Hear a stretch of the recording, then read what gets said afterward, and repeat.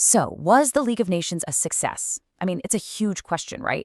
Born from the ashes of the First World War, it was this grand hope for a lasting peace for all of humanity.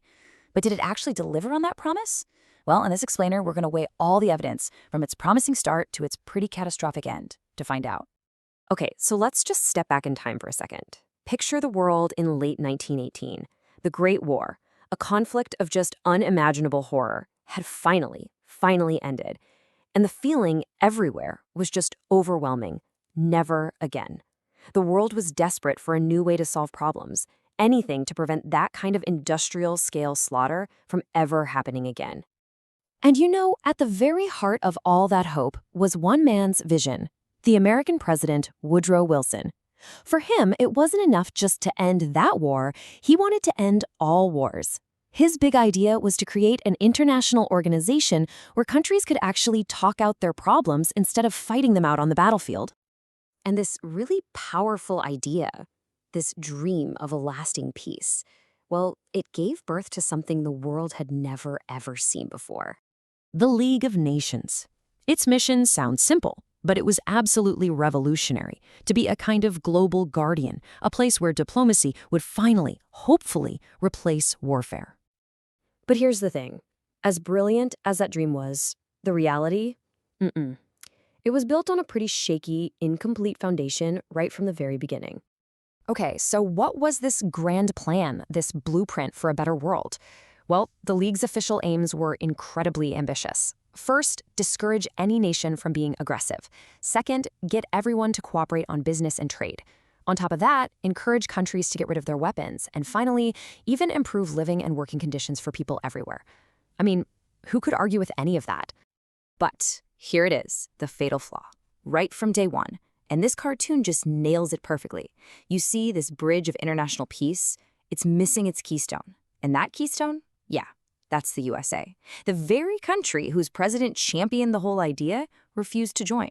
I mean, that is a massive, crippling blow to its credibility and power before it's even gotten off the ground. And it wasn't just the US. Take a look at this timeline. It's like a revolving door of members.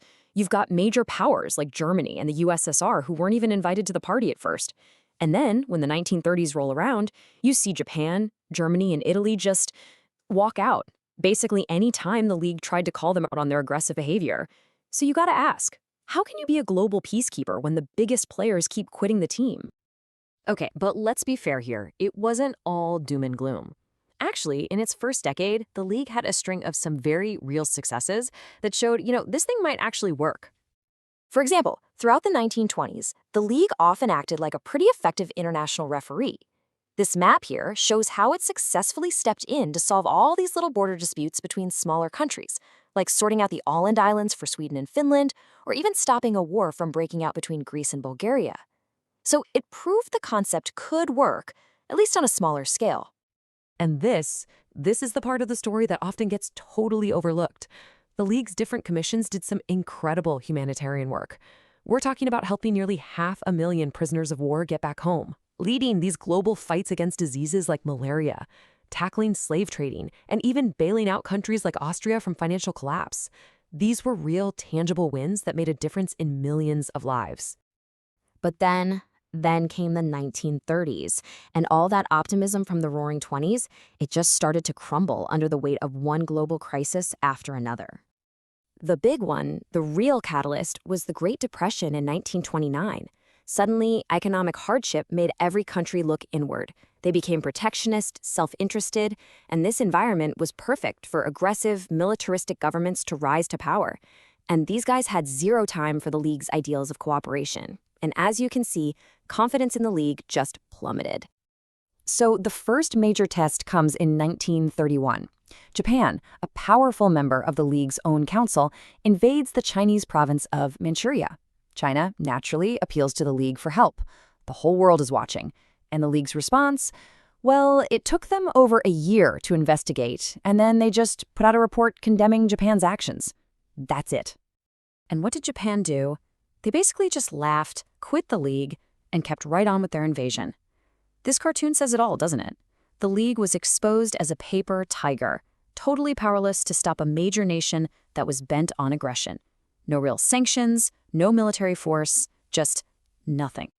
And the failures just kept piling up. Another one of its key goals, remember, was disarmament. But the big disarmament conference in the early 30s, it was a total disaster. It became painfully clear that leaders just couldn't control the warlike passions of their own nations. And when Hitler pulled Germany out in 1933, well, that was the final nail in the coffin for disarmament. Instead of getting rid of weapons, the world started a frantic arms race. But the final, fatal blow, the one that really killed the League's credibility for good, came in 1935. Mussolini's Italy invades Abyssinia, which is modern-day Ethiopia.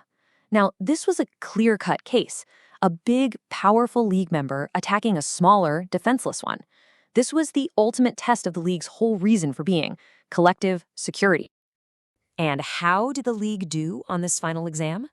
They failed. Spectacularly. Yeah, sure, they imposed sanctions, but they were completely half-hearted. And crucially, they didn't ban oil sales to Italy, the one thing that could have stopped Mussolini's war machine. And why? Because powerful members like Britain and France were worried it would hurt their own economies or push Mussolini into an alliance with Hitler. So self-interest won out, and the League was basically dead in the water. So, after all that, it's time for the final verdict. Let's weigh all the evidence and answer that question we started with. This report card really lays it all out. A clear success when it came to settling small disputes and doing fantastic humanitarian work, no question. But on its two biggest, most important jobs, stopping a major power from attacking another country and getting everyone to disarm, it was a catastrophic failure. And in the end, those were the failures that truly mattered. So, to what extent was the League of Nations a success? Well, while it definitely had its moments, the inescapable conclusion is this. It failed in its most crucial task. Its total inability to stand up to aggressors in the 1930s directly and tragically paved the way for the Second World War. And that leaves us with one last really important question to think about. The League of Nations might be gone, but its ghost, its ideals, they live on in its successor, the United Nations. So the question we're left with today is, have we, as a global community, really learned from the League's fatal mistakes?